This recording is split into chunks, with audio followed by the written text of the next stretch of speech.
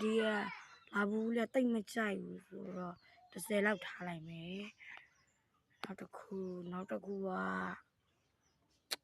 ကြိုက်တော့ကြိုက်တယ်ဒါပေမဲ့အရင်မကြိုက်ဘူးဆိုတော့ခုနှစ်မှာထားလိုက်မယ်အော်ဒီဟာလေးတော့ကြိုက်တယ်3လောက်ထားလိုက်မယ်အနီရောင်လေးရဲ့တိတ်မလာဘူး6လောက်ထားအညိုရောင်လေးချစ်စရာလေးကြီး4လောက်ထားလိုက်သူကတိတ်မကြိုက်ဘူးရှင့်ဝါအဖြူရောင်လေးကိုနှစ်ထားလိုက်မိုက်တယ်ရောင်လေးချစ်စရာလေး6လောက်ထားလိုက်အဲ့တခုက